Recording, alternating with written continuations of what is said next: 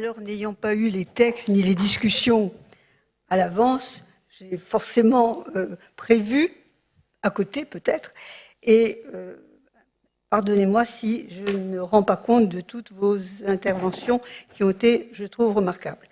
Alors, ce matin, en préambule, si on peut dire, il y avait 3 exposés généraux, ou du moins 3 interventions générales, et j'ai noté celle de Christine Gouzy, transmettre le patrimoine à la jeunesse, parce que ça répond à un certain nombre de nos questions, de nos angoisses même, probablement.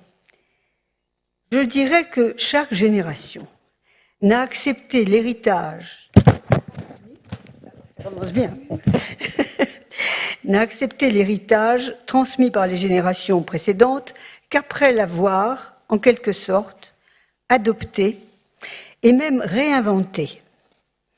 Cette réinvention, aujourd'hui, n'apparaît pas très assurée.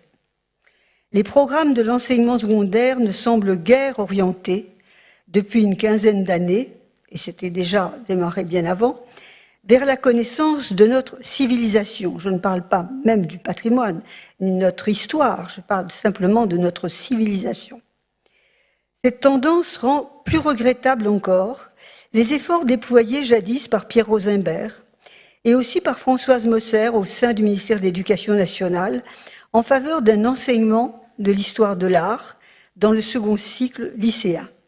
Car nous n'avons pas d'enseignement d'histoire de l'art dans le second cycle, nous avons simplement des arts plastiques. Ce n'est pas du tout le même problème. Le constat des lacunes dans la formation historique des jeunes n'est pas récent.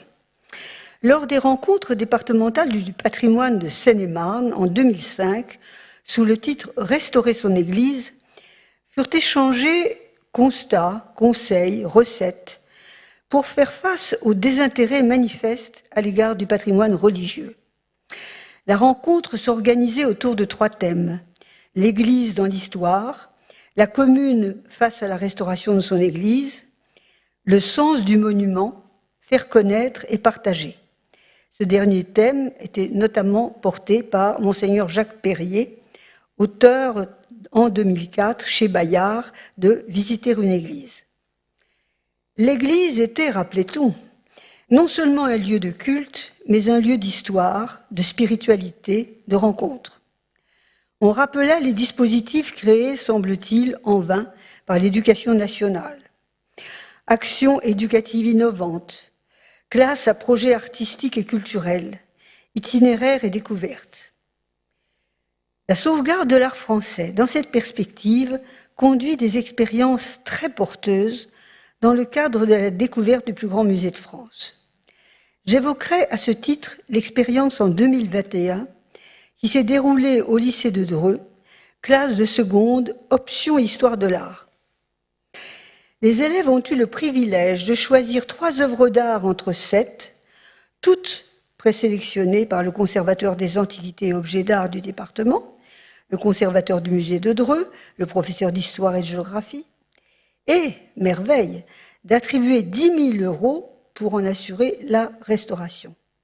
Ce type d'opération, qui nécessite de la sauvegarde d'une minutieuse préparation, permet de familiariser des élèves dont certains n'étaient jamais entrés dans une église, comme l'a confirmé le journal de l'éveil de l'Eure-et-Loire, avec une histoire pluriséculaire, et aussi de leur faire comprendre le rôle des responsables de la conservation, et dans les mois suivants, celui des restaurateurs, ce qui est encore beaucoup plus vivant et prenant. Monsieur Legnaud a annoncé la réunion donc, du Sénat du 29 novembre sur le patrimoine et collectivités locales et a rappelé le dramatique contexte actuel pour les provinces, le remplacement des paysans, Mandras l'avait écrit il y a 40 ou 50 ans, bouleversement en tout cas du monde agricole, l'évolution du tourisme et donc le rôle de la sauvegarde depuis 1972 dans ce domaine. Benoît de Sagazan a parlé aussi de l'usage et de l'affectation du patrimoine religieux. Je retiendrai seulement une formule parce que je trouve qu'elles sont assez positives. Pour les églises, il faut les ouvrir. En aucun cas, il ne faut les supprimer. Je suis bien d'accord avec ce pronostic. Et puis, nous avons eu la chance, l'exposé donc de Benjamin Mouton et d'Elisabeth Cotte sur les identités patrimoniales. Benjamin Mouton a introduit donc le rôle de la sauvegarde et pour l'importance de la conservation en l'état. Elisabeth Cotte, conservateur général, et Benjamin Mouton, architecte en chef, inspecteur général des monuments historiques, font bénéficier la sauvegarde de leurs connaissances et de leurs expériences acquises au cours d'une brillante carrière, leurs connaissances et leurs expériences et leur carrière patrimoniale dans une familiarité avec des monuments et des objets précieux. Ils participent au choix des édifices pouvant bénéficier des aides accordées par la sauvegarde aux communes et à l'examen des travaux de consolidation proposés, comme nous l'avons largement compris cet après-midi.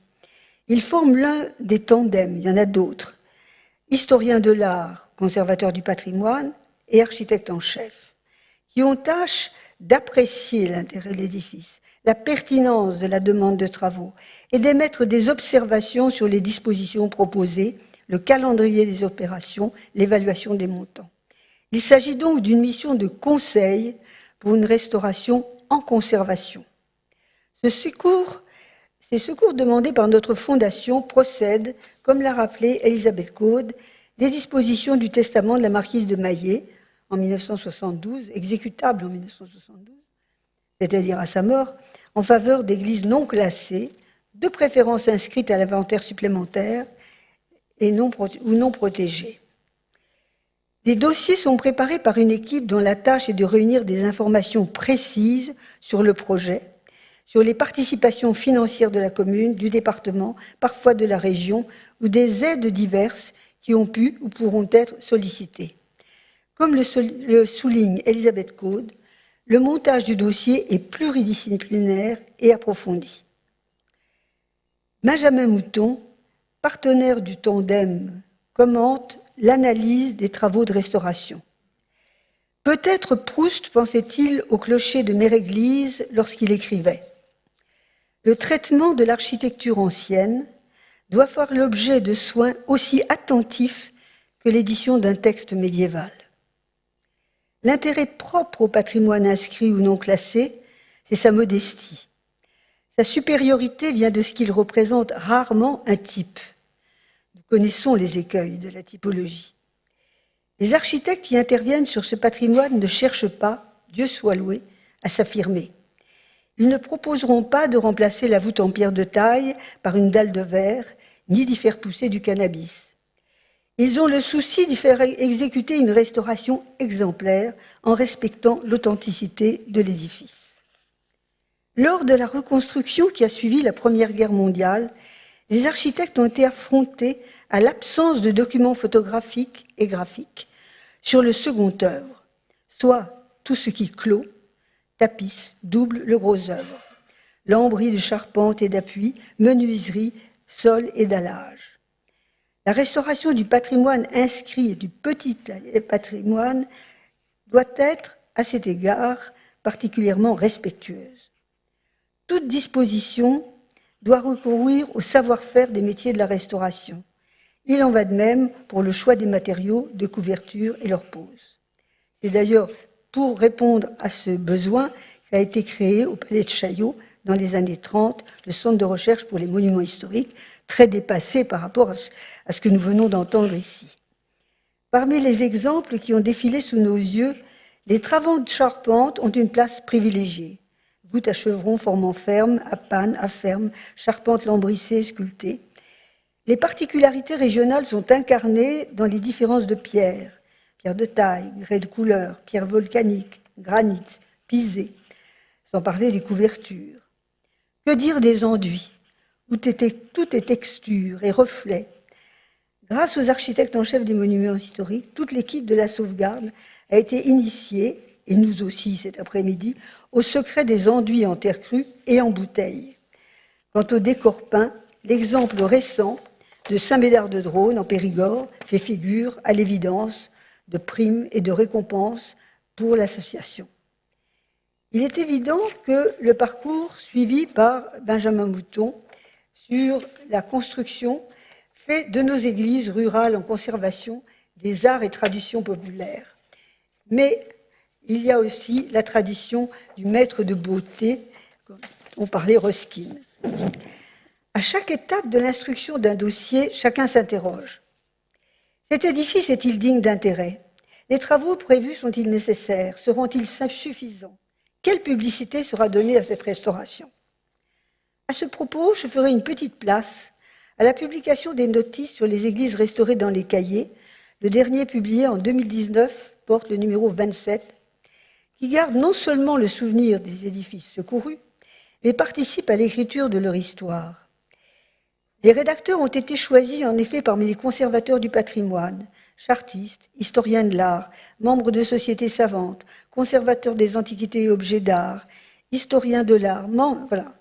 Et grâce à leur expertise et leur recherche, la documentation réunie pour l'impression des cahiers est plus complète que celle qui accompagnait la demande de secours. En outre, la notice rend compte de l'exécution des travaux et d'éventuelles mises au point jugées opportunes. Les cahiers peuvent être consultés sur le site internet de la sauvegarde. Comme l'avait noté le général de Cossé-Brissac lors de l'impression du premier d'entre eux, ils permettent une promenade dans toute la France et un peu aussi dans son passé. Lors de l'édition du dernier volume, la publication des notices a été faite par département. Et cela met en évidence les parentés entre les édifices du même petit pays. En dépit de l'arbitraire supposé de la délimitation des départements sous l'Empire, ceux-ci coïncident souvent avec les limites des bailliages et des sénéchaussées. La proximité d'un monument avec une terre, un site, transparaît à travers plusieurs signes. L'identité des matériaux utilisés pour la construction confirme la proximité de telle ou telle carrière. Ici réapparaît la trame de l'ancienne géographie seigneuriale. Ailleurs, la proximité d'une ancienne abbaye, ou le mécénat d'un chanoine du chapitre cathédral, à qui sont dus un autel et son retable, ou quelques chapelles votives. Des rapprochements s'imposent également en ce qui concerne les statues et les représentations des saints. La conférence prononcée par Marie Clotilde Hubert sur ce sujet en 2000, intitulée « Vocables, lieux de culte et communautés urbaines » dans le cahier 10, a constitué une contribution majeure à l'histoire de la piété populaire et à la sauvegarde de ces objets dans les églises. Les tables rondes de cet après-midi ont l'immense mérite de poser les problèmes concrets, les moyens mis en œuvre pour recueillir des fonds nécessaires et aussi pour l'exécution des travaux. Nous avons été plusieurs à rappeler la culture, l'intelligence de la marquise de Maillé dans le développement des protections au titre de l'inventaire supplémentaire des monuments historiques et du rempart qu'a représenté cette protection pour les églises rurales qui restent la trace visible de nos anciennes communautés. Je voudrais citer à propos de l'inventaire supplémentaire une communication de Bruno de Saint-Victor lors du colloque Sciences et conscience du patrimoine présidé par Pierre Nora en 1994. Les immeubles, écrit-il, dont la conservation présente au point de vue de l'histoire ou de l'art un intérêt public, sont classés comme monuments historiques. Dans l'esprit du texte, le point de vue de l'histoire est celui de la raison et de la science, le point de vue de l'art, celui de l'impression et du sentiment. La rédaction de l'inscription à l'inventaire supplémentaire dérange cet équilibre par une nuance, à vrai dire légère et presque imperceptible. La loi permet en effet d'inscrire les monuments qui présentent un intérêt d'histoire de l'art suffisant pour en rendre désirable la préservation. Aucun commentateur ne semble s'être avisé du caractère inhabituel dans un texte législatif d'un adjectif qui évoque Giraudoux plutôt que la langue austère des codes. Il ne s'agit sans doute pas d'un hasard, mais bien de l'ère du temps, puisqu'on trouve quelques années plus tard, écrit en lettres d'or au fronton du musée des monuments français, il dépend de celui qui passe que je sois tombe ou trésor. Ami n'entre pas sans désir. Je serais assez tentée de dire qu'il importe, au salut des églises et chapelles rurales, dont vous avez pu apprécier la saveur et la diversité, que les jeunes d'aujourd'hui éprouvent le désir de les découvrir et de les conserver. Je vous remercie.